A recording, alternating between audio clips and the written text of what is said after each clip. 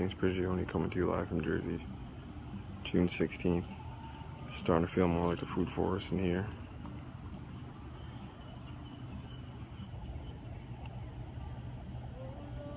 Especially with some of the bigger trees like that. Sanders one right there. Behind the apple. Loaded with grapes, those grapes are just loaded. A little cilantro. Going to seed. Good seed for the fall. Potatoes doing well. Grapes along the fence. Blackberries are almost ready. So this is like a couple years into the beginning of a food forest that you can see just within a couple years after the trees and some of the perennials started setting their roots in, things are filling up. The strawberries are doing great, still a lot of strawberries ready to eat. They've been going for like 2 weeks now. Cucumbers and stuff doing well. They're just gonna come back over to blackberries because they're loaded with blackberries. Last year we didn't get any fruit. This year it's loaded. Watermelons and stuff coming up, cucumbers.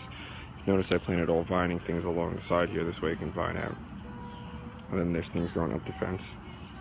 And then there's things just growing in the middle as well. So using all that space, all the different layers.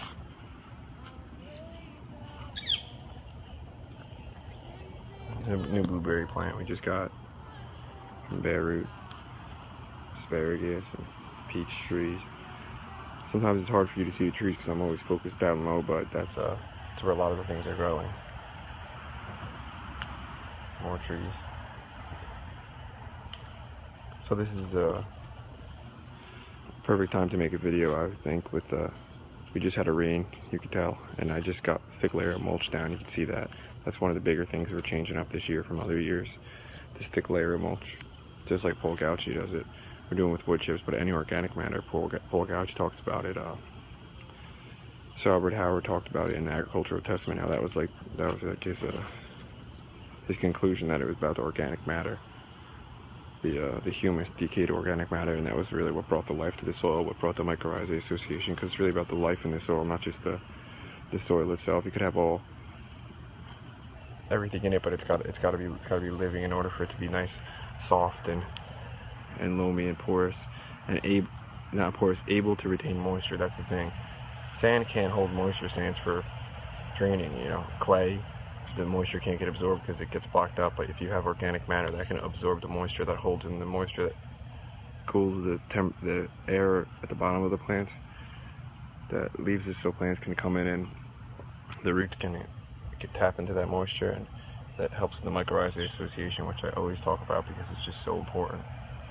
That's with the wood chips, that's why they're so great, one of the reasons.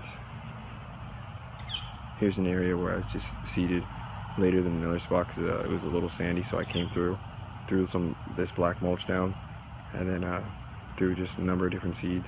A polyculture I had built, plant guild, plant family, whatever you want to call it. All plants that are companions with one another.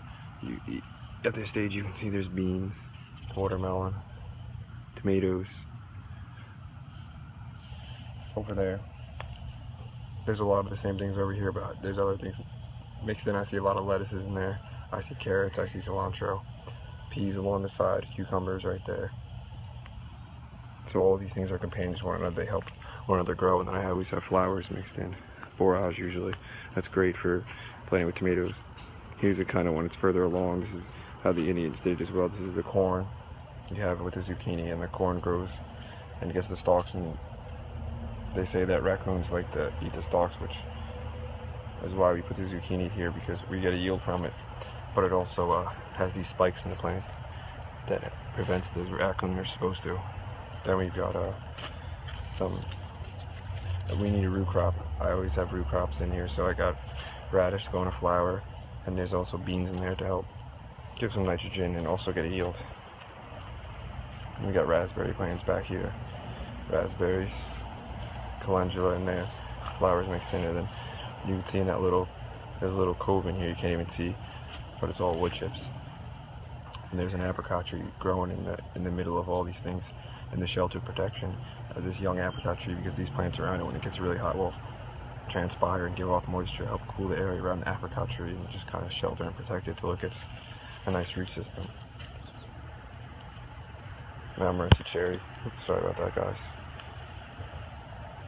A lot of different things going on. So, someone asked me, do I do seed balls? I don't do seed balls because they're not, I don't think, the right choice for this particular application. What I'm trying to do. Seed balls are great if you use them with their, what I think they're good for is if you got 10 acres or something and you want to just seed the whole thing, you just get as many seed balls as possible, fruit and vegetable seeds, everything. Make a lot of seed balls, scatter them throughout the 10 acres, and then, you know, you just go out and harvest whatever you can grab, and you do that every year for 10 years, and within 10 years you're going to have the fruit selected that you want, and it's going to be growing abundance. But that's if you have a lot of space.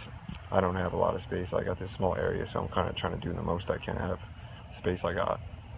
Masanobu Fukuoka's technique of growing vegetable garden in the midst of an orchard is one of the inspirations he had on us. That's why I came to like this food forest thing. Food forest theme, I love it. It makes so much sense to me. Everything takes care of each other, but you get a nice balanced yield. You don't get huge yields from any one particular thing unless you want to make a section for that, but you get a nice balanced yield. And then Paul Gauchi was a huge inspiration, but a lot of this technique is also from Sepp Holzer too. But the thing is that they all just copied nature. You know, they copied the designer. You know, the one who designed the whole world. Everything's perfect as it is. So we got to realize, like Paul says, we have 6,000 years of recorded human history on record, and nature's been doing it perfect since. So we're the new guy in the town.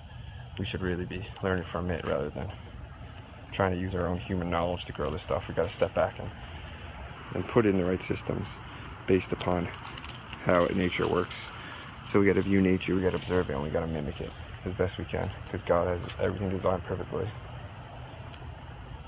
You can tell that this is an intelligent design, the way things are set up, so everything supports everything else. And then we kind of step back and do what we have to. The less we do, the better, because the less we do to support, the less we're going to have to do to support it. The tomatoes and the hazelnuts. So it's a different way of gardening, it's a different way of looking at things. Basil's doing great over here with the tomatoes with the basil and the borage, so the companions. We got tomatoes love growing with carrots. We got those tomatoes and carrots, and we got borage, which is a companion with tomatoes, and we also have the basil there, which grows well with peppers and tomatoes. There are no peppers, parsley going seed, so things are doing well. No watering, no fertilizer, no pesticides, no whatever people do. Just seeding and mulching and stewardship, helping, guiding along, helping dress vines. You know, covering with the wood chips with mulch. I mean, covering the strawberries with wood chips when they at the end of the season. You know, you can see the work that I did. I just came through a mulch that barely even weeded. I just did a heavy layer of mulch. I don't want to come through and pick off every little weed out of the ground. I'm just going to mulch around the selected plants that I want. The ones that are the best, because I plant so many seeds in one area. And then this is what I did right here. I planted so many tomato seeds in here. And what I do is I just came through and I just picked the healthiest looking tomatoes and cut out all the other ones. And now I balanced it. There was way too many tomatoes, but now there's a balance between tomatoes, dill, carrots, and this whole borage, so it's a whole supporting system in here. I can even see some marigolds in there, which are companion for the tomatoes as well. So, if you liked the video, give it a thumbs up, give it a comment or something, and let me know what you guys think. So we got a fat apple over there, maybe I'll just show you before we go. Most of the trees I pulled off all the fruit for, and I will be pulling off the fruit, because there's a number of reasons. One of them is I want my plants to set their roots into the ground before they start producing all this fruit. So I get big trees, then within 2 years the fruit's going to be a lot higher than what if I was just getting 1 or 2 apples every year. Or, you know, trying to get 20 apples off a young tree. So, thanks for tuning in, guys. Thanks for following along. James Prigioni. So.